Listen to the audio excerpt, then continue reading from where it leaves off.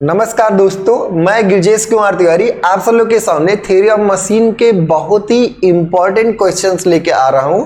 Second chapter हम contents भी generally second chapter पढ़ाते हैं, तो velocity and acceleration analysis. First chapter simple mechanism का हमने क्वेश्चन करा रखा है। 3 पार्ट में क्वेश्चन हुए थे, सारे इंपॉर्टेंट क्वेश्चन थे, हमने उसका डिस्कशन आपको डिटेल में कराया है। तो फर्स्ट चैप्टर का आपका क्वेश्चन हो चुका है। सेकेंड चैप्टर की थ्योरी हमने कराई है, वेलोसिटी डायग्राम हमने आपको बनाना सिखाया, आई सेंटर निकालना सिखाया, उसके साथ साथ कोरिलेस कंपोनेंट ऑफ एक्सीलरेशन बताया, एक्सीलरेशन के डिफरेंट कंपोनेंट्स को बताया, उसके बाद क्लेंस कंस्ट्रक्शन भी हमने आपको डिटेल में कराया। इसके बाद अब आपका शुरू होता है कि आपको ढेर सारे क्वेश्चंस एक साथ इंपॉर्टेंट क्वेश्चन हम कराएं। आज का लेक्चर पूरा क्वेश्चन सीरीज होगा, जिसमें हम सेकेंड चैप्टर में वेलोसिटी एंड एक्सीलरेशन एनालिसिस के ढेर सारे क्वेश्चन सॉल्व करेंगे। खूब ढेर सारे क्वेश्चंस होंगे। आज के दिन केवल क्वेश्चन सॉल्व करना है, बहुत इंपॉर्टेंट क्वेश्चन है, किसी न किसी एग्जाम में हमेशा ये क्वेश्चंस आते ही रहते हैं। आपको ये मेंशन करने की जरूरत नहीं किस में कौन सा आया, अगर आप पेपर कोई पिछला उठा के देखेंगे, इससे क्वेश्चन इन्हीं सब में से ही क्वेश्चन आया हुआ है। तो आप बहुत अच्छे से इस सारे क्वेश्चंस को करें, पूरा वीडियो देखें, लास्ट तक एक ना एक क्वेश्चन बचा भी होगा तो सारे क्वेश्चन आपको करने, और सारे क्वेश्चन करने के बाद आप सब लोग इस वीडियो को बीच में शेयर करें, ढेर सारे लोगों को शेयर करें, खूब मजा आने वाला है। आज का लेक्चर बहुत ही इंपॉर्टेंट है, तो ध्यान से समझिएगा। मैकेनिकल इंजीनियरिंग स्टूडेंट्स के लिए बहुत इंपॉर्टेंट है। Theory of machine mechanical engineering students को पढ़ाया जाता है, तो ध्यान रखिएगा। आप सब लोग अपने सारे ग्रुप में शेयर करें, मैक्सिमम स्टूडेंट तक पहुंचना चाहिए, और वीडियो को आप लाइक भी करें भाई। सब लोग अपना थम्स अप करके लाइक करें। सब्सक्राइब अगर चैनल को नहीं किया तो कर लें, अगर आप नए हैं तो तुरंत आप चैनल को सब्सक्राइब करें। क्वेश्चन सीरीज को हम सब लोग आगे बढ़ाते हैं, ठीक है। तो अब क्वेश्चन देखते हैं। ठीक, वेलोसिटी एंड एक्सीलरेशन एनालिसिस इस चैप्टर का नाम है, इसी के सारे क्वेश्चन हम सब लोग डिस्कस करने वाले आज के दिन। तो वेलोसिटी एंड एक्सीलरेशन एनालिसिस, पहला आपका जो है, what is the number of I centre of rotation for 6 link mechanism. तो नंबर ऑफ आई सेंटर आपको चाहिए, क्या चाहिए? नंबर ऑफ आई सेंटर किसके लिए? फॉर 6 लिंक मैकेनिज्म, जिसमें नंबर ऑफ लिंक्स क्या है? Number of links equal to 6 है। तो नंबर ऑफ लिंक्स अगर 6 है तो नंबर ऑफ आई सेंटर क्या होगा? नंबर ऑफ आई सेंटर, तो नंबर ऑफ आई सेंटर आपका क्या होगा? Number of I centre n into N minus 1/2। कुछ तो लोग रट के 15 लगा के निकल भी लिए, कोई दिक्कत नहीं है, तो वो कर लिया, अच्छी बात है। 6 इंटू 6 माइनस 1, 6 इंटू 6 माइनस 1/2, और आप देखें 6 पंचे 30 और बटे 2, तो कितना आएगा? Number of I centre equal to 15। तो ध्यान रखिए, अगर 6 लिंक है तो नंबर ऑफ आई सेंटर कितने होंगे?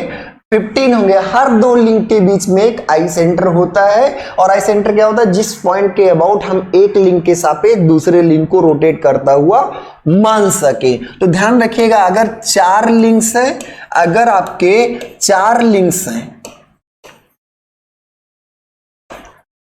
तो आपके 6 आई सेंटर होंगे। अगर 5 लिंक हैं तो 10 आई सेंटर होंगे। अगर 6 लिंक है तो 15 आई सेंटर होगी। ये 3 आप याद रखिए।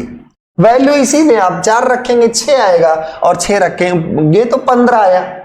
बात समझ में आ रही? तो ये आप ध्यान रखिए, 4 लिंक है 6 आई सेंटर, 5 लिंक है 10 आई सेंटर, और 6 लिंक है तो 15, ये तीनों आते ही रहते हैं। तो इसी में आ जाएगा कि अगर 10 आई सेंटर हैं तो कितने लिंक होंगे? तो 5 लिंक होंगे। 10 आई सेंटर तो 5 लिंक होंगे। अगला question, according to Kennedy theorem, Kennedy ने एक थ्योरम बताया था, तो अकॉर्डिंग टू कैनेडी मतलब कैनेडी के प्रमेय के अनुसार, according to Kennedy theorem, if 3 bodies move relatively to each other, 3 bodies हैं एक दूसरे के आपस में एक दूसरे के सापेक्ष क्या कर रहे हैं? मोशन कर रहे हैं। 3 बॉडीज हैं तो नंबर ऑफ आई सेंटर भी 3 होगा, क्योंकि आप क्या करेंगे? 3 इंटू 3 माइनस 1/2, 3 इंटू 3 माइनस 1/2 देखेंगे तो ये 3 ही आएगा। तो 3 बॉडीज है, 3 आई सेंटर होंगे। अब कैनेडी ने क्या बताया था कि अगर 3 बॉडीज के बीच में रिलेटिव मोशन है तो उनके तीनों आई सेंटर एक स्ट्रेट लाइन में होंगे। कॉन्सेप्चुअल डेरिवेशन था, आपको हमने कराया, ठीक है। तो if three, according to Kennedy theorem, if three bodies move relatively to each other, there I centre will lie, must lie होना चाहिए, must lie on a straight line. तो अगर तीन बॉडीज के बीच में रिलेटिव मोशन है तो उनके आई सेंटर अवश्य रूप से एक क्या होंगे, सरल रेखा में। अगला बहुत ही इंपॉर्टेंट क्वेश्चन, कैनेडी थ्योरम तो जनरली आता ही आता रहता है, तो खैर आप कर लेंगे।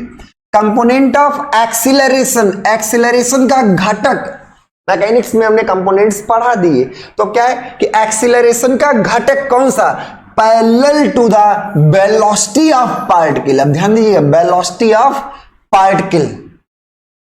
तो अब पार्टिकल अगर बोल रहे हैं, पार्टिकल की वेलोसिटी, ये पार्टिकल है, इसकी वेलोसिटी, तो पार्टिकल की वेलोसिटी क्या होती है, लिंक के परपेंडिकुलर होती है। इस साइड हो सकते हैं, उस साइड, वो ओमेगा पर डिपेंड करेगा। किसी भी लिंक के किसी एक पार्टिकल की वेलोसिटी, ये बहुत इंपॉर्टेंट, पार्टिकल वर्ड ध्यान रखिए, स्लाइडर नहीं है, तुरंत आप स्लाइडर नहीं समझ लेंगे। तो क्या लिखा है, the component of acceleration, acceleration का घटक parallel to the velocity of particle, particle के वेलोसिटी के पैरेलल। तो इस साइड या इस साइड, तो ये इधर चाहे जिधर भी हो, ये वेलोसिटी है और उसके पैरेलल, तो उसके पैरेलल कौन सा कंपोनेंट होगा, उसके पैरेलल कौन सा कंपोनेंट होगा, चाहे इधर चाहे इधर, तो ये होगा आर अल्फा। तो इस समय क्या होगा, रेडियल, रेडियल अलोंग होता है, रेडियल कंपोनेंट क्या होता है, अलोंग वेलोसिटी के परपेंडिकुलर होता है, पार्टिकल की वेलोसिटी के परपेंडिकुलर होता है, तो रेडियल नहीं।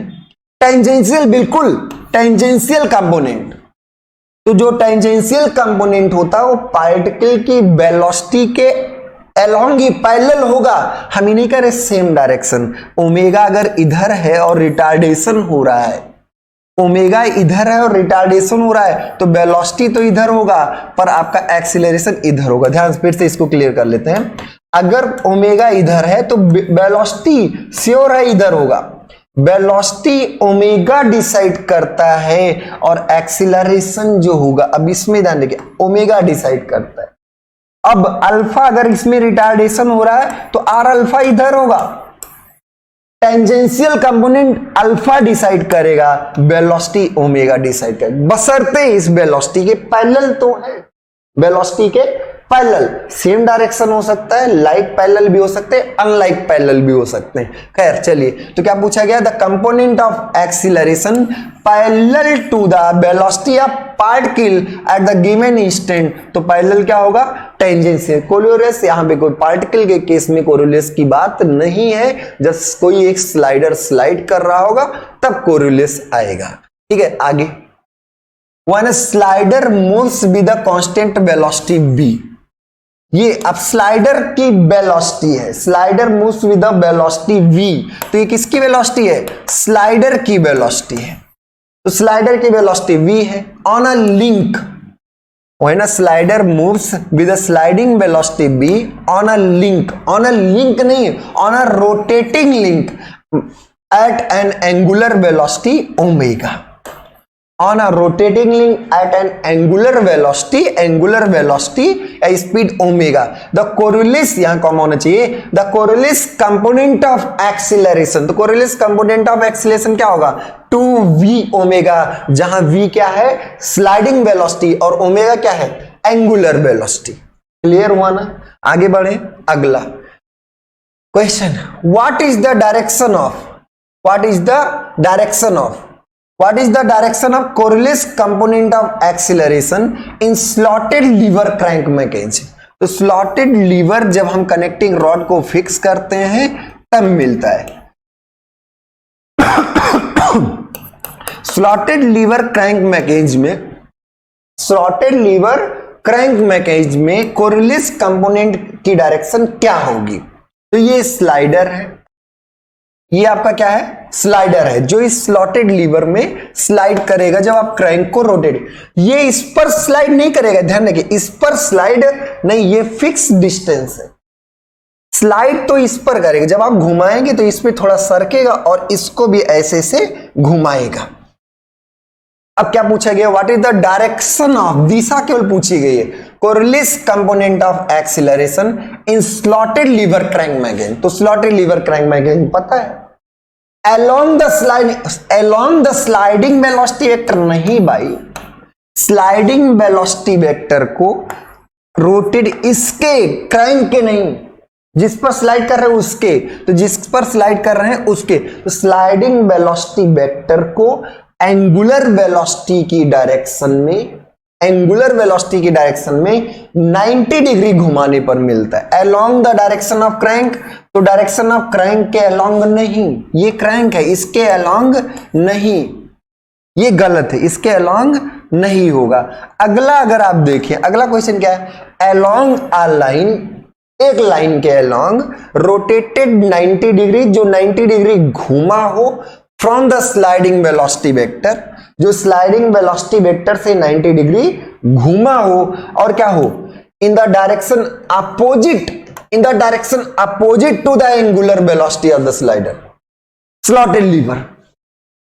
तो angular velocity of slotted lever के अपोजिट की सेम, अपोजिट, यही वर्ड यहां से गलत है, अपोजिट नहीं सेम, तो वही लिखा हुआ है along a line rotated 90 degree from the sliding velocity vector, sliding velocity vector को 90 डिग्री घुमाने पर इस साइड भी इस साइड, वो डिसाइड कौन करेगा, एंगुलर वेलोसिटी की डायरेक्शन। अगर ये क्लॉकवाइज है तो ये क्लॉकवाइज इधर ऐसे घुमा दे, सॉरी एंटी क्लॉकवाइज है, तो क्या लिखा हुआ, अलोंग अ लाइन, ठीक है, रोटेटेड 90 डिग्री, ये भी सही है, from the sliding velocity vector, sliding velocity vector को 90 डिग्री घुमाने पर along line in the direction same as that the angular velocity of slotted lever. तो सेम डायरेक्शन, स्लॉटेड लीवर के रोटेशन की डायरेक्शन में, सेम डायरेक्शन में sliding velocity vector को 90 degree घुमाने पर, तो ये आपका सही है। अगला हम सब लोग करते हैं, the instantaneous centre of motion, the instantaneous center of motion of a rigid thin disk। ये एक रिजिड थिन पतली सी डिस्क है जिसकी थिकनेस बहुत कम है, rigid thin disc wheel rolling on a plane rigid surface, plane rigid surface पर कोई एक थिन डिस्क क्या कर रहा है, रोल कर रहा है, इज लोकेटेड।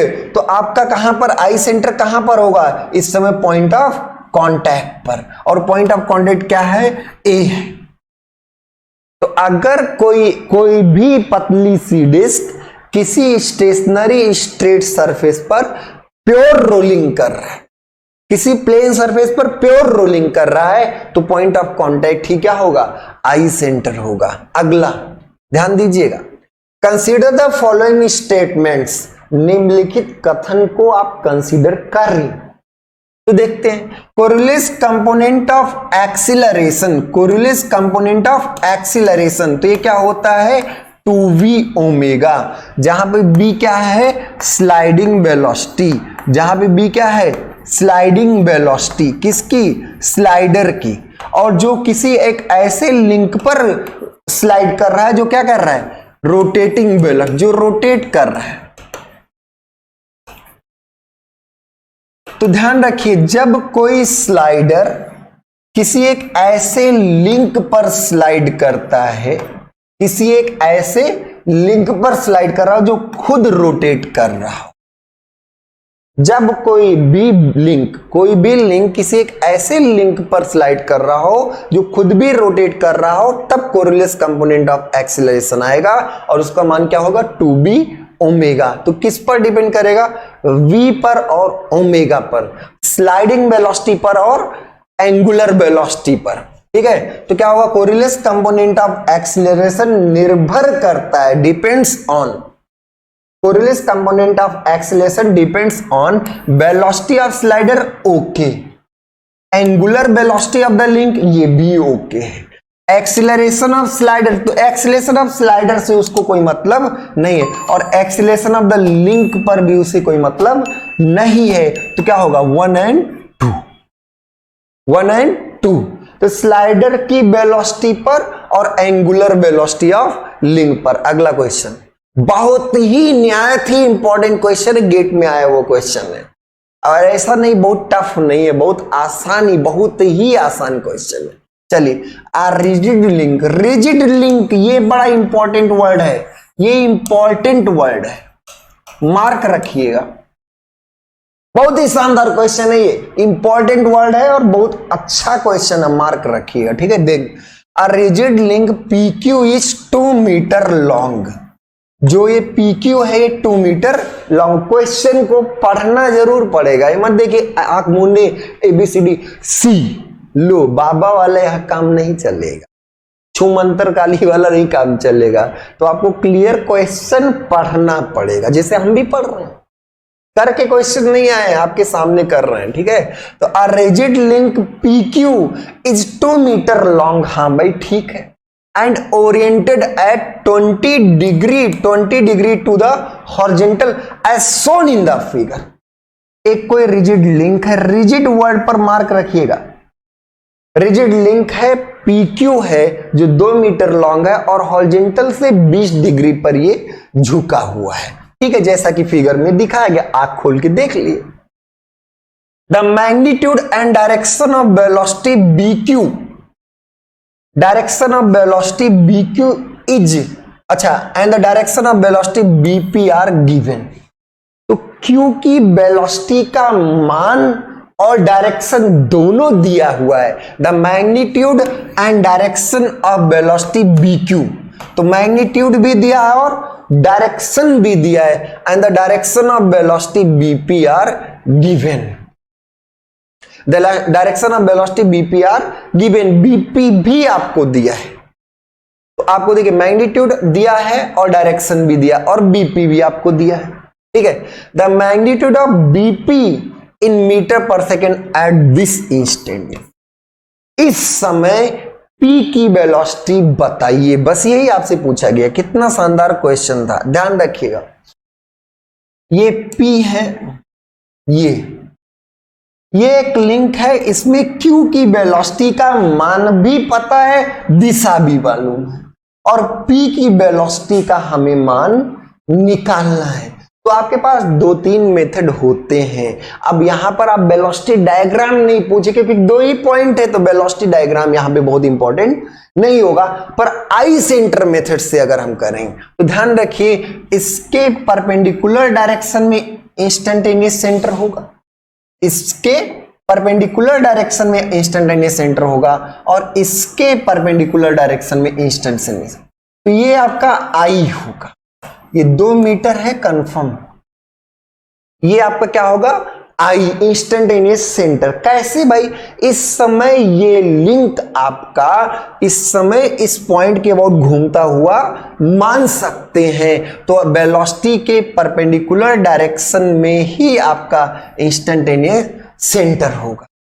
अब आपको ये वेलोसिटी मालूम है, ये निकालना है, तो BP इक्वल टू आप क्या लिखोगे, IP into omega, IP into omega, क्योंकि इसके अबाउट ये पूरी बॉडी घूमती हुई मानी जा सकती, और जब मानी जा सकती है तो आप कहोगे sir R into omega. IP मालूम नहीं मालूम, ओमेगा मालूम नहीं मालूम, तो अब देखेंगे भाई कुछ जुगाड़ पानी। अब ये 45 था तो ये 45 ही होगा, क्योंकि ये 90, ये ऐसे 45 डिग्री होगा, और ये 20 हॉरिजॉन्टल से है, ये 20 किससे है, हॉरिजॉन्टल। अच्छा, ये बचा कोण कितना होगा, ये बचा कोण कितना होगा, ये बचा कोण 70 होगा, ये बचा कोण। तो अब बताइए हॉरिजॉन्टल से ये 45 डिग्री होगा। अरे भाई आप 90 चले गए, आप क्या किए, आप 90 चले गए, डायरेक्ट जाइए, उससे 45 में हमें इंटरेस्ट ही नहीं, अब हम उसमें इंटरेस्ट ही नहीं लेंगे। ये 45, सॉरी, अब इसको हम सब लोग फिर से देख लेते हैं, कोई दिक्कत नहीं है। ये ऐसे 45 डिग्री पर, तो ये 90 है, ये 45 होगा ही होगा, ये 45 है 90 और ये 45 होगा, और ये 20 है, तो कुल मिला के ये क्या हो जाएगा, 65 डिग्री। अब बताइए, ये आपको मालूम, ये आपको मालूम है, ये 65 है, तो ये भी मालूम ही है, ये भी आपको मालूम ही है, ये 70 है, ये 40, 45, 20, 65 हो गया, 7 4 13 तो 135, और 135 मतलब क्या हुआ आपका, फिर ये 45 डिग्री हो गया।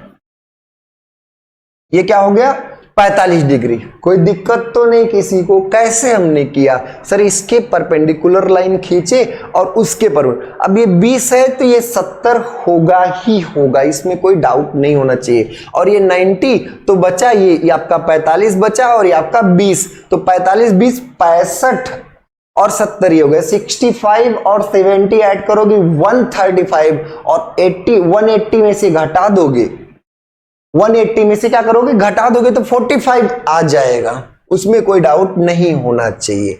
चलिए बीपी के लिए आईपी चाहिए, ओमेगा भी चाहिए। अच्छा ये बताइए बीक्यू जो है, बीक्यू जो है वो क्या है, IQ into omega. IQ into omega ही तो आपका बीक्यू है, और बीक्यू मालूम है 1 मीटर पर सेकेंड। तो यहां से ओमेगा क्या आएगा, 1 अपान आईक्यू, 1 अपान आईक्यू आएगा। तो बीपी कैसे निकालें सर, बीपी निकालें आईपी इंटू ओमेगा, और ओमेगा क्या है 1 अपान आईक्यू। तो ये फाइनली आपका बीपी जो आया, एक ये मतलब ठीक है, ये आसान मेथड था, कोई ये भी टफ नहीं था, आईपी अपान आईक्यू।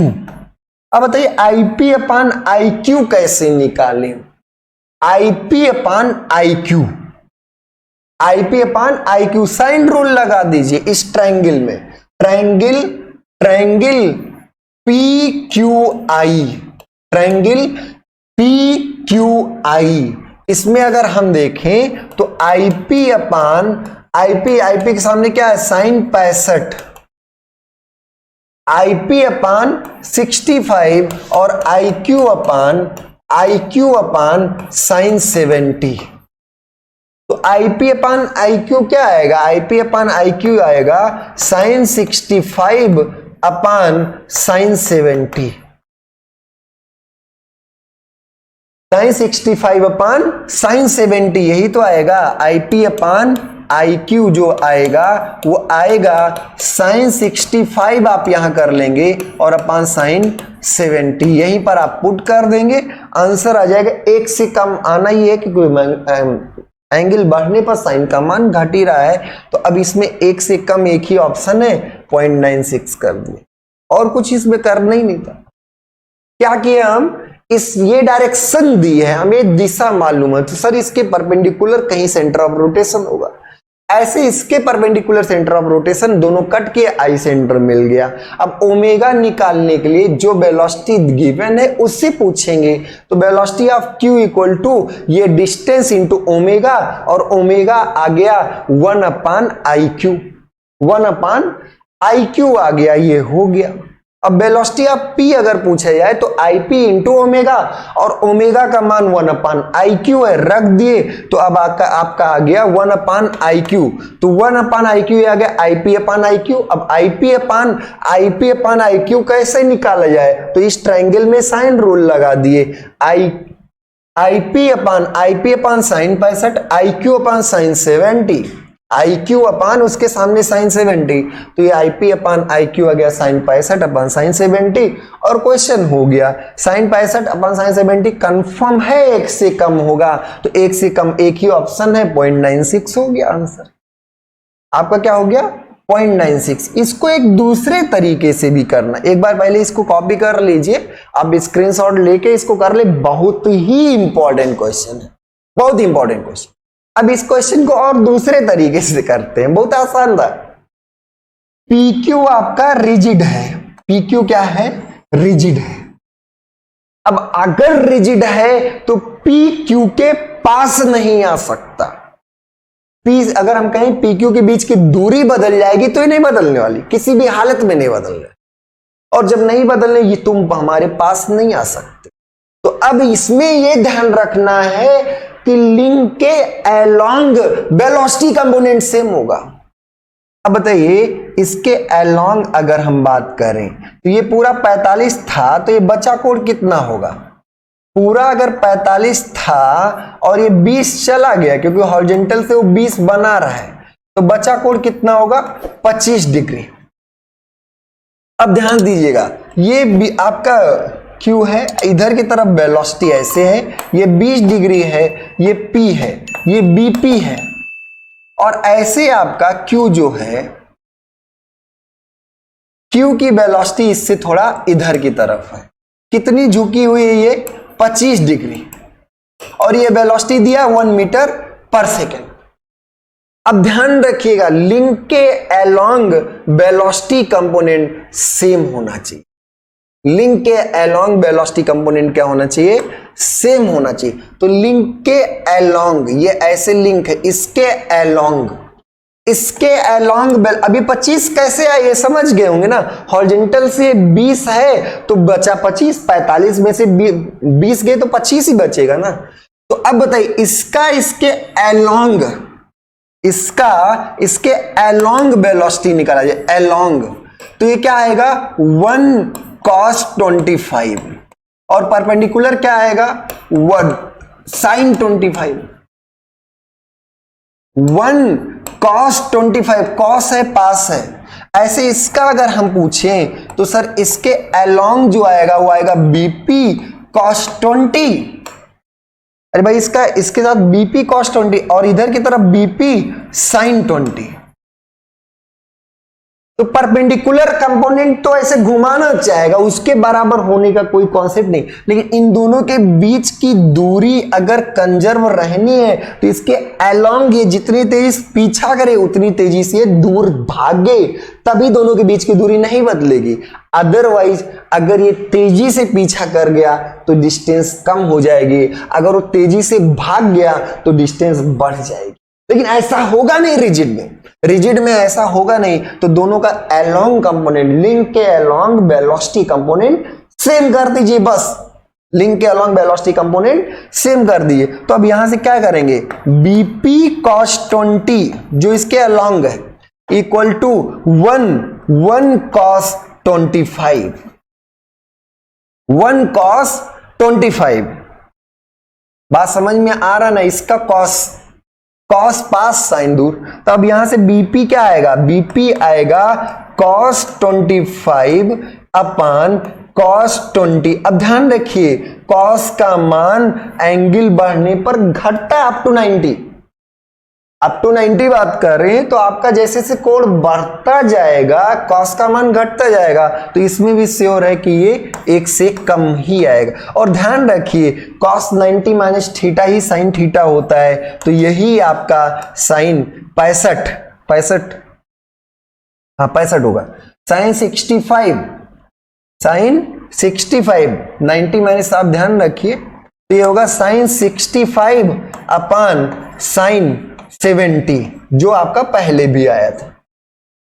साइन 65 ही cos 25 है, साइन 65 ही cos 25। तो ध्यान रखिए, सिर्फ आपको क्या करना है, अगर किसी रिजिड लिंक के 2 पॉइंट्स की वेलोसिटी मालूम है तो उनके वेलोसिटी का लिंक के अलोंग कंपोनेंट सेम कर दीजिए, लिंक के अलोंग कंपोनेंट सेम कर दीजिए, आपको वेलोसिटी मिल जाएगी। तो इसको भी आप कॉपी कर लीजिए, फिर आपके इससे कम वैल्यू भी आप रख लीजिए, कैलकुलेटर दबा के चेक कर लीजिएगा, 0.96 आ जाएगा। आगे बढ़ते हैं, अगला क्वेश्चन करते हैं। स्क्रीनशॉट आप ले लिए होंगे सब लोग, आगे बढ़ते हैं। बहुत ही शानदार अच्छा क्वेश्चन है, इंपॉर्टेंट क्वेश्चन है, मल्टीपल पर्पज सॉल्व हो जाते हैं इसलिए क्वेश्चन को। तो मैच लिस्ट 1 विद लिस्ट 2, 1 से 2 को मिलाए and select the correct answers using the codes given below. नीचे दिए गए कोड को आप ध्यान रखते हुए करेक्ट आंसर चूज करिए। तो क्लेंस कंस्ट्रक्शन अगर देखें तो क्लेंस कंस्ट्रक्शन जो आपका होता है वो एक्सीलरेशन पॉलीगन के लिए होता है, बात समझे। तो रिलेटिव एक्सीलरेशन ऑफ लिंकेज के लिए, एक्सीलरेशन के लिए अभी आपने क्लेंस कंस्ट्रक्शन को पढ़ा। क्लेंस कंस्ट्रक्शन में हमने बताया कि आप कॉन्फ़िगरेशन डायग्राम में ही एक्सीलरेशन डायग्राम बना सकते हैं। तो ये आपका क्लेंस कंस्ट्रक्शन रिलेटिव एक्सीलरेशन के लिए। कैनेडी थ्योरम क्या है, कैनेडी थ्योरम, तो कैनेडी थ्योरम आपको याद होगा आई सेंटर। कैनेडी थ्योरम किसके लिए, आई सेंटर। अगर 3 बॉडीज के बीच में रिलेटिव मोशन है तो उनके आई सेंटर एक स्ट्रेट लाइन में होंगे, तो यही कैनेडी थ्योरम है। तो आई सेंटर हो गया कैंट दी थ्योरम। डी एलम्बर्ट प्रिंसिपल हम आपको फ्लाईव्हील में पढ़ाएंगे। तो डी एलम्बर्ट प्रिंसिपल आपके डायनेमिक फोर्स के लिए इनर्शिया फोर्सेस के लिए होता है कि अगर किसी बॉडी में ढेर सारे फोर्स लग रहे हैं और उनसे बॉडी में मोशन हो रहा है तो सारे फोर्सेस के साथ साथ अगर इनर्शिया फोर्स को भी कंसीडर कर ले तो सिस्टम इक्विलिब्रियम में आ जाता है, मतलब डायनेमिक प्रॉब्लम स्टैटिक में कन्वर्ट हो जाती है। तो डी एलम्बर्ट प्रिंसिपल किसके लिए? Dynamic forces in linkage. और ग्रुबलर्स रूल मोबिलिटी का मतलब डिग्री ऑफ फ्रीडम, तो डिग्री ऑफ फ्रीडम के लिए ग्रुबलर्स क्राइटेरिया बताया गया 3l-1 2j -1h। तो ग्रुबलर्स फॉर्मूला आपका ये हो गया। तो अब इसमें क्या होगा? p का 2 ठीक है, p का 2, q का 1, q का क्या हो गया 1, तो 2 1। अब आगे मैच भी करता हूं 2 1 4 3 2 1 4 3, दो ऑप्शंस मिल गए, आगे करिए। Coriolis component of acceleration is takes into खाता, कोरिलेस कंपोनेंट ऑफ एक्सीलरेशन खाते में आता है। तो कब आता है? जब पैसा होगा तब तो आएगा ना खाते में, कमाए होगे तब तो आएगा ना, एक महीने काम करोगे तब आके पैसा आएगा।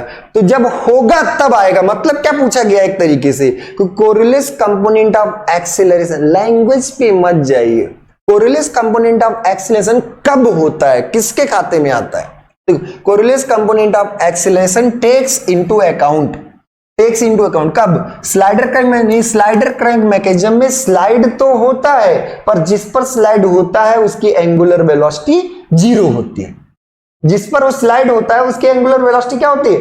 0 होती है। तो स्लाइडर क्रैंक में ही नहीं होगा। 4 बार चेन में कोई स्लाइड ही नहीं होता, 4 बार चेन में कोई कोरिलेस जो है वो कोरिलेस कंपोनेंट 2v ओमेगा, जब v होगा ओमेगा होगा तभी आएगा। तो इसमें तो स्लाइडर तो है पर इसमें एंगुलर वेलोसिटी 0 है, इसमें कोई स्लाइडर ही नहीं, sliding velocity 0। Quick return motion mechanism, चाहे वो हिट टू अर्थ हो चाहे क्रैंक एंड स्लॉटेड लीवर हो, इसमें स्लाइडिंग भी होती है और जिस पर स्लाइड करता है वो लिंक रोटेट कर रही हो। तो हिट टू अर्थ में भी होता है और क्रैंक एंड स्लॉटेड लीवर में होता है, ऑसिलेटिंग सिलेंडर इंजन में भी होता है, ऑसिलेटिंग सिलेंडर इंजन में। खैर तो क्विक रिटर्न मैकेनिज्म में होता है इसलिए हो गया कोरिलेस कंपोनेंट ऑफ एक्सीलरेशन इसमें खाते हैं। The instantaneous centre of rotation of a rigid thin disc, किसी rigid thin disc rolling on a plane rigid surface, तो कोई भी रिजिड थिन डिस्क है किसी प्लेन रिजिड सरफेस पर रोल कर रहा है।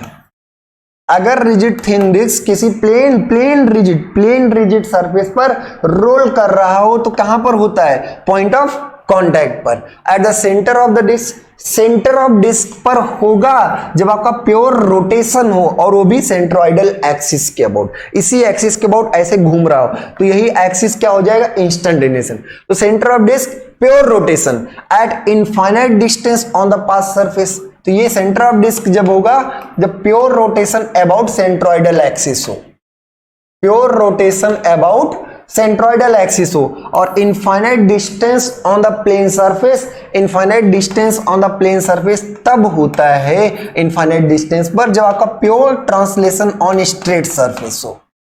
प्योर ट्रांसलेशन कहां हो? स्ट्रेट सरफेस पर, किसी सीधे सरफेस पर प्योर ट्रांसलेशन हो तो पाथ के परपेंडिकुलर डायरेक्शन में क्या होगा? इनफाइनाइट पर। At the point of contact कब होता है? प्योर रोलिंग, यही पूछा गया। Eight the point of contact कब होता है? प्योर रोलिंग में।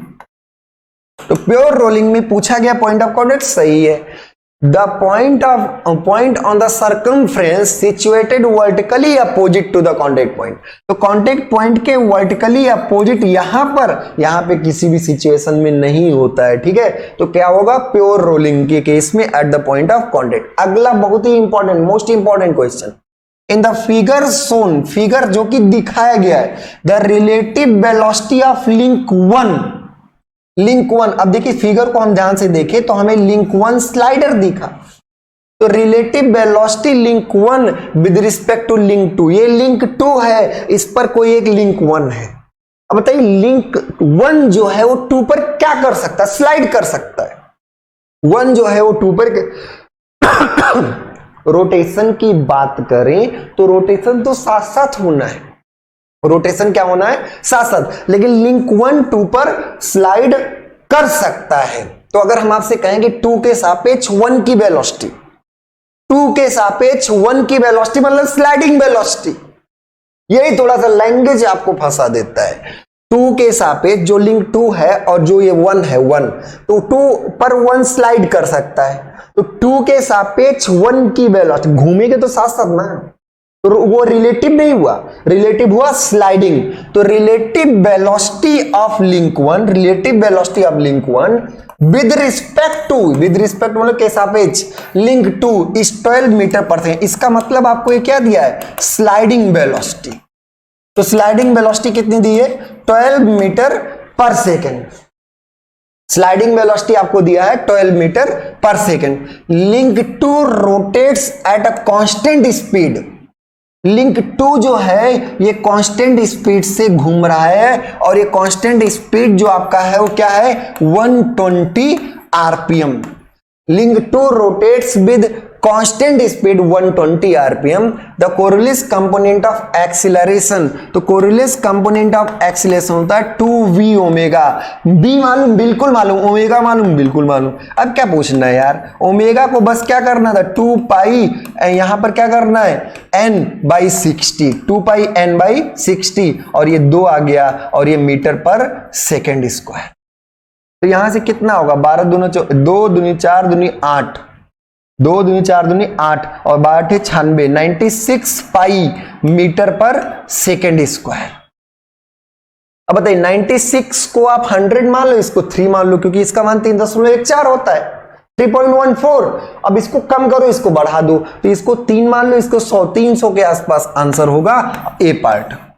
300 के आसपास आंसर क्या हो गया, ए पार्ट। 96 पाई, समझ पाए ना, कैलकुलेटर हर जगह बुद्धि नहीं लगाना है। सर इसको 100 मान लेते, इसको थोड़ा कम मान लेते 3, तो 300 के आसपास आंसर होना है। अब बहुत करीबी मामला होता तब तो गुणा करना पड़ता, तब आपको आंसर निकालने पड़, दूर दूर का मामला, एक मामला खत्म, सॉल्व कर लिए सब लोग। अगला question, the instantaneous centre I24। अब देखिए I24 अगर मार्क करे तो उसने डायग्राम में पहले से लिंक की नंबरिंग कर रखी होगी, क्योंकि लिंक की नंबरिंग से डिसाइड होगा 2 कौन है 4 कौन है। आप हर कोई अलग अलग ले सकता है, कोई स्टैंडर्ड पैटर्न नहीं है कि नहीं काउंटिंग यहीं से शुरू करिए। जनरली फिक्स लिंक को पहली लिंक मानते हैं, पर ऐसा कोई नियम भी नहीं है, आप काउंटिंग कहीं से भी शुरू कर सकते हैं। नंबर ऑफ लिंक्स 4 हैं तो 4 होंगे। तो I24 अगर बोला है तो ये ध्यान रखिए लिंक को आपको दिया होगा, तो यहां ध्यान से देखें, जो फिक्स है वो 1 है, जितने फिक्स हैं वो क्या है 1 है, और ये 2 नंबर जो है ये स्लाइडर है, और 3 ये लिंक है, और 4 क्या है, ये स्लाइडर। अब आपको क्लियर है ना, 2 ये है, 3 ये है, 4 ये है। I24 चाहिए, कॉन्फ़िगरेशन इज लोकेटेड, तो I24 चाहिए। कुछ इंस्पेक्शन से कर पाओगे क्या, सर 1-2 के बीच में स्लाइडिंग, 1-2 के बीच में प्योर ट्रांसलेशन, तो इसके परपेंडिकुलर इनफाइनाइट पर, इसके परपेंडिकुलर इनफाइनाइट पर, मोशन की डायरेक्शन के परपेंडिकुलर इनफाइनाइट पर कौन होगा, I12। I12 tend to infinite perpendicular to the motion. अब नेक्स्ट क्या होगा, I23, तो I23 2 और 3 के बीच में यही पिन है, तो यही I23 हो गया। I34 ये पिन है, तो I34 ये हो गया। I14 इसके परपेंडिकुलर कहां पर, इनफाइनाइट में। I14 tend to infinite along the direction of this line, इस लाइन के along I14 इनफाइनाइट पर होगा। अब अगला आपसे टारगेट सेट किया गया, I24 निकालिए। तो देखिए जब भी 4 लिंक है तो आप चतुर्भुज बना लीजिए, कोई भी स्क्वायर बना लीजिए, 1 2 3 4। 1 2 मालूम है सर, एग्जैक्टली नहीं, पर रास्ता मालूम है कि 1 2 इनफाइनाइट पर इस तरफ है, 1 2 मालूम है। 2 3 मालूम है, हाँ 2 3 तो पक्का पक्का दिख रहा है यहीं पर। 3 4 मालूम, हाँ वो भी पक्का दिख रहा है, यहां पे श्योर है भाई, यहीं पर है। ऐसे अगर देखें तो I14, तो I14 क्या है, इसके परपेंडिकुलर इनफाइनाइट पर, ये हो गया आपका। तो 1 2 3 4 आपको सब मालूम है। ठीक है। अब आपको निकालना है कि I24 कहां होगा, तो I24 ये है, I24 ऐसे मिलेगा आपको, 24 ऐसे में। अब I24 के लिए क्या क्या चाहिए, 1224 के लिए आपको 1214 को मिलाने वाली लाइन 1214। अब बताइए 1214 कहां मिलेगा, सर 14 भी इनफाइनाइट पर और 12 भी इनफाइनाइट पर, तो 1214 से दोनों इनफाइनाइट पर हैं और इनफाइनाइट पर ही मिल रहे होंगे। हम मिला नहीं सकते, दिखा नहीं सकते भाई, इनफाइनाइट को हम दिखा नहीं सकते, तो उसके इनफाइनाइट पर आपका 12 भी है और 14 भी है। ऐसे अगर पूछा है 23 और 34, 23 तो यहां है, 34 यहां है, इसको मिलाने वाली लाइन ऐसे होगी। अब इनफाइनाइट पर एक लाइन है और एक लाइन ये है, ये दोनों कट कहां करेंगे, इनफाइनाइट पर, तो ये दोनों कट कहां करेंगे, इनफाइनाइट पर।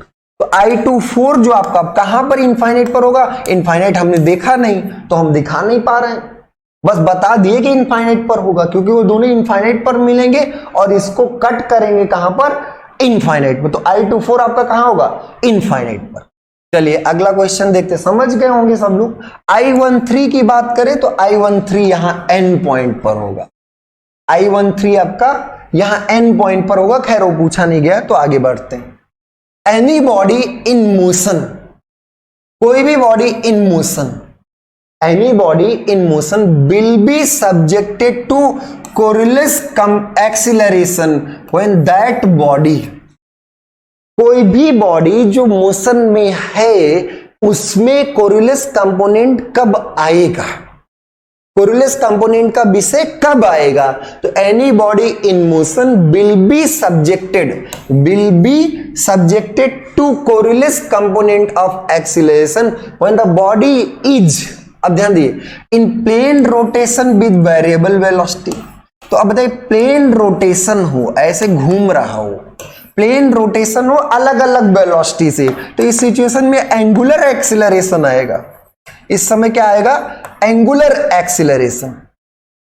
तो जब आपका प्लेन रोटेशन हो वो भी अलग अलग वेलोसिटी से, तो आप क्या कहेंगे, एंगुलर एक्सीलरेशन होगा, उस समय क्या होगा, एंगुलर एक्सीलरेशन। अब अगला, in plane translation with variable velocity, तो अगर प्लेन ट्रांसलेशन हो और क्या हो, अलग अलग वेलोसिटी से, तो अगर आप प्योरली ट्रांसलेट कर रहे हो अलग अलग वेलोसिटी से तो कौन सा आएगा, लीनियर एक्सीलरेशन आएगा। तब कौन आएगा, लीनियर एक्सीलरेशन, टेंजेंशियल भी बोल सकते हैं। तो प्लेन ट्रांसलेशन में लीनियर एक्सीलरेशन अलग अलग अगर वेलोसिटी हो, प्योर रोटेशन में अलग अलग वेलोसिटी हो तो एंगुलर एक्सीलरेशन। अगला, in plane which is resultant of translation and rotation, तो कोई एक ऐसा प्लेन जिसमें रोटेशन और ट्रांसलेशन दोनों हो रहा हो, जैसे रोलिंग का केस है। अगर रोलिंग का केस हम देखें तो रोलिंग के केस में रोटेशन भी है और ट्रांसलेशन भी है, रोटेशन भी है और क्या है, ट्रांसलेशन भी है। तो इस सिचुएशन में आपका एंगुलर एक्सीलरेशन भी आएगा, लीनियर एक्सीलरेशन भी आएगा। अगर कोई बॉडी जनरल प्लेन मोशन कर रही है तो उसमें, जो कि जनरल प्लेन मतलब रोटेशन और ट्रांसलेशन का कॉम्बिनेशन, तो अगर दोनों हो रहा है तो उस सिचुएशन में आपका दोनों एक्सीलरेशन होगा, लीनियर भी होगा और एंगुलर भी होगा। पर अगर कोई बॉडी मूव कर रही हो, कोई बॉडी मूव कर रही हो और वो घूमने के लिए बाध्य हो, अगला, a body in motion will be subjected to Coriolis component of acceleration when that body restrain मतलब बाध्य होना, एक तरीके से बाध्य होना कि आप बाउंडेड है भाई, यही करेंगे, restrain to rotate while sliding over another body। जब आप दूसरे बॉडी पर स्लाइड कर रहे थे तो घूमने के लिए बाध्य क्यों होंगे, क्योंकि जिस पर स्लाइड कर रहे थे वही घूम रहा हो। जब आप कभी कहीं भी आप स्लाइड कर रहे हैं, जैसे आप दीवार पे स्लाइड कर रहे हैं या कहीं पर स्लाइड कर रहे हैं, और आप घूमने कब लगेंगे, अगर जिस पर आप स्लाइड कर रहे हैं वही घूमने लगे। तो क्या है, रिस्ट्रेन टू रोटेट, रोटेट करने के लिए बाध्य हो while sliding over another body, जबकि दूसरे बॉडी पर स्लाइडिंग के दौरान, तो दूसरे बॉडी पर स्लाइडिंग के दौरान रोटेट करने के लिए बाध्य हो। ये कब होगा, कि जब आप स्लाइड करें और जिस पर स्लाइड करें वही घूम रहा हो। तो ध्यान रखिए, स्लाइडिंग भी हो और एंगुलर वेलोसिटी उसकी हो जिस पर आप स्लाइड कर रहे हैं, तो कोरिलेस आएगा, क्योंकि कोरिलेस कंपोनेंट ऑफ एक्सीलरेशन ही क्या होता है, 2b ओमेगा, जिसमें b क्या है, स्लाइडिंग वेलोसिटी, और ओमेगा क्या है, एंगुलर वेलोसिटी। तो स्लाइडिंग भी है, एंगुलर भी है, किसकी एंगुलर, जिस पर आप स्लाइड कर रहे हो। तो ये क्या हो गया, restrain to rotate while sliding over another body. बात समझ में आ रही। तो अब ये आपका डी पार्ट हो गया, restrain to rotate while sliding over another body. अगला हम लोग करते हैं, the direction of Coriolis component of acceleration. The direction of Coriolis component of acceleration, Coriolis component of acceleration की डायरेक्शन कैसे मिलती है, स्लाइडिंग वेलोसिटी वेक्टर को एंगुलर वेलोसिटी वेक्टर की डायरेक्शन, एंगुलर वेलोसिटी की डायरेक्शन में 90 डिग्री घुमाने पर। तो direction of Coriolis component of acceleration 2v omega of a slider A with respect two point B is shown in the figure 1 2 3 4। 1 2 3 4 4 figure आपको दिखाए गए हैं, कोरिलेस कंपोनेंट ऑफ एक्सीलरेशन की डायरेक्शन दिखाई गई है। अब आपको क्या समझना है कि कौन सही है कौन गलत है। तो ये आपका स्लाइडिंग वेलोसिटी, ये आपका क्या है, स्लाइडिंग वेलोसिटी वेक्टर है। अब इसको अगर आप 90 डिग्री घुमा दें, स्लाइडिंग वेलोसिटी वेक्टर को 90 डिग्री किधर घुमाएं, तो स्लाइडिंग वेलोसिटी वेक्टर को ओमेगा की डायरेक्शन में, स्लाइडिंग वेलोसिटी वेक्टर को ओमेगा की डायरेक्शन में। ये स्लाइडिंग वेलोसिटी वेक्टर है, पूछ के अबाउट घुमाएंगे, किसको घुमाएंगे, हेड को घुमाएंगे। तो अब बताइए ये ऐसे है, इसको किधर घुमाएं, तो ओमेगा कह रहा है एंटी क्लॉकवाइज घुमाओ। तो एंटी क्लॉकवाइज आपने ऐसे घुमा दिया, जब आप 90 डिग्री घुमाएंगे तो यही डायरेक्शन मिलेगा, और ये सही है, ये डायरेक्शन सही है। ऐसे अगर हम नीचे की बात करें तो ये नीचे है, ये आपका क्या है, नीचे, स्लाइडिंग वेलोसिटी वेक्टर नीचे की ओर है। अब इसको ओमेगा की डायरेक्शन में घुमाना है, इसको किधर घुमाना है, ओमेगा की डायरेक्शन। तो स्लाइडिंग वेलोसिटी वेक्टर को ओमेगा, अब ओमेगा किधर है, एंटी क्लॉकवाइज। तो स्लाइडिंग वेलोसिटी वेक्टर और इसको एंटी क्लॉकवाइज ऐसे घुमा दिया जाए, ऐसे इसको क्या किया जाए, एंटी क्लॉकवाइज घुमाए। एंटी क्लॉकवाइज इधर ही तो होगा, पूछ के अबाउट घुमाएंगे तो एंटी क्लॉकवाइज इधर, तो इधर घुमाएंगे, इधर आना चाहिए, ये गलत है, ये गलत दिया हुआ। अगला, स्लाइडिंग वेलोसिटी वेक्टर को क्लॉकवाइज, क्यों क्लॉकवाइज, ओमेगा की डायरेक्शन क्लॉकवाइज है। तो स्लाइडिंग वेलोसिटी वेक्टर को क्लॉकवाइज घुमाने पर, स्लाइडिंग वेलोसिटी वेक्टर को क्लॉकवाइज 90 घुमाने पर यही डायरेक्शन मिलेगा, तो ये सही है। अगला आप देखें, स्लाइडिंग वेलोसिटी वेक्टर नीचे की ओर है, स्लाइडिंग वेलोसिटी वेक्टर क्या है, नीचे की ओर है, और घुमाना किधर है, क्लॉकवाइज। तो स्लाइडिंग वेलोसिटी वेक्टर को जो कि नीचे की ओर है, इसको क्लॉकवाइज घुमाने पर, इसको किधर, क्लॉकवाइज घुमाने पर इधर आना चाहिए था, दिया उधर की तरफ है, तो ये भी क्या है, गलत है। तो इसमें 1 3 क्या है, सही डायरेक्शन है, 2 4 गलत डायरेक्शन है। पूछा क्या गया है, 2 and 4 आर रॉन्ग। तो यही सही है कि 2 and 4 क्या है, गलत दिया हुआ है। अगला question, in a slider crank mechanism, slider crank mechanism the velocity of piston becomes maximum. बहुत ही इंपॉर्टेंट क्वेश्चन है, मैक्सिमम जगहों पर ये गलत दिया है, मजबूरी में आप सब लोग भी गलत करके आएंगे, लेकिन इसको सही कर लीजिए। Slider crank mechanism the velocity of piston becomes maximum, slider, velocity of slider becomes क्या है, maximum when crank and connecting rod are in line. अरे भाई, क्रैंक और कनेक्टिंग रॉड एक लाइन में होंगे, उस समय स्लाइडर की वेलोसिटी 0 होगी, तो ये तो गलत हो गया। Crank and connecting rod are in line, तो ये गलत है, उस समय स्लाइडर की वेलोसिटी क्या होगी, जीरो होगी। Crank is perpendicular, crank is perpendicular, लंबवत किसके, to the line of stroke. तो ध्यान रखिए लाइन ऑफ स्ट्रोक के परपेंडिकुलर जब होता है तो उस समय स्लाइडर की वेलोसिटी हमने कराया है, उस समय स्लाइडर की वेलोसिटी भी आर ओमेगा के बराबर होती है, इस पॉइंट के वेलोसिटी के बराबर होता है। तो crank is perpendicular to the line of stroke, crank is perpendicular to the line of stroke and crank connecting rod are mutually perpendicular.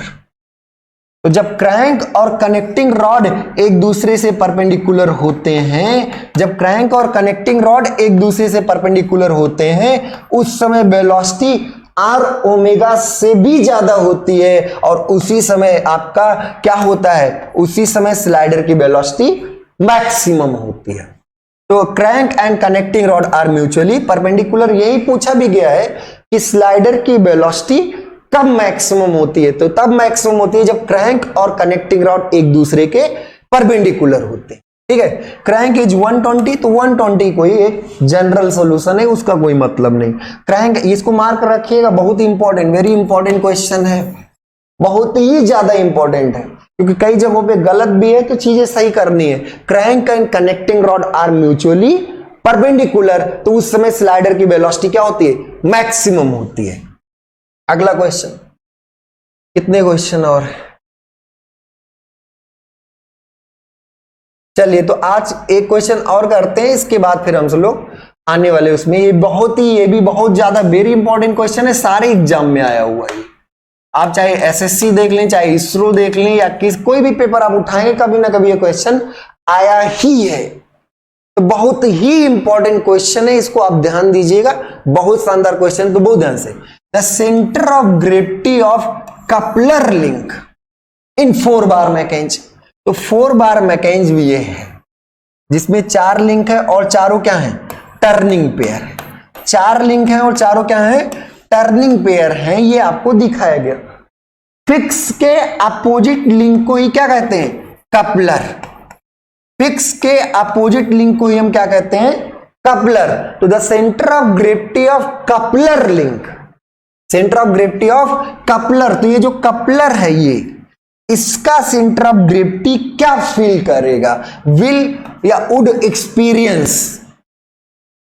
तो centre of gravity of coupler link क्या अनुभव करेगा, ये क्वेश्चन है।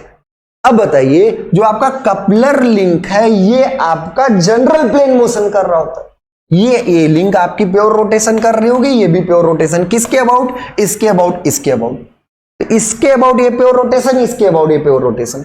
ये लिंक आपका general plane motion कर रही है और जनरल प्लेन मोशन को ही, जो बॉडी, जो लिंक आपकी जनरल प्लेन मोशन कर रही है उसी को हम फ्लोटिंग लिंक भी कहते हैं।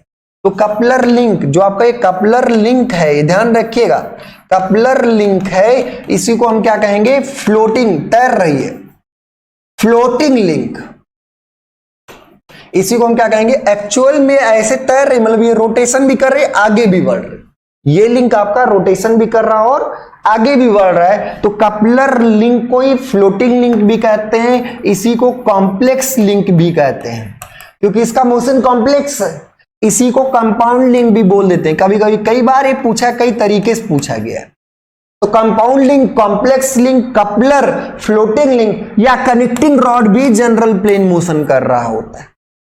कनेक्टिंग रॉड भी जनरल प्लेन मोशन ही कर रहा होता है, वो भी एक कॉम्प्लेक्स लिंक ही होता है। तो connecting rod, compound link, coupler link या कॉम्प्लेक्स लिंक या फिर फ्लोटिंग लिंक कैसा एक्सीलरेशन अनुभव करेगा।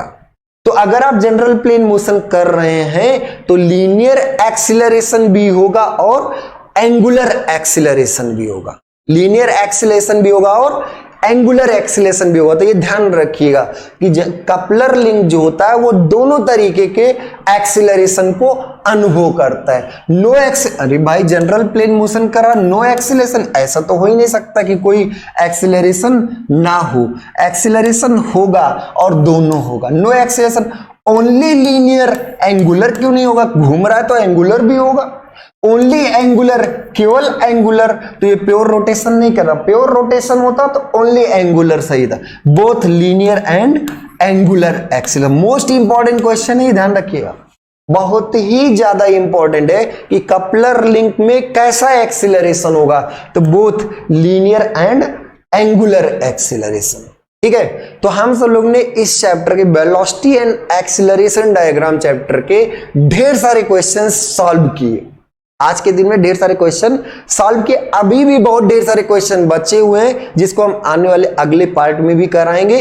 खूब ढेर सारा क्वेश्चन सॉल्व करेंगे, खूब अच्छे से सीखेंगे, और वीडियो को आप सब लोग ढेर सारे लोगों में शेयर करते रहें और खूब ढेर सारा लाइक करें। लाइक करते हुए कमेंट भी करें और लोगों में शेयर करते रहिए। आज के लिए इतना ही, बहुत बहुत धन्यवाद।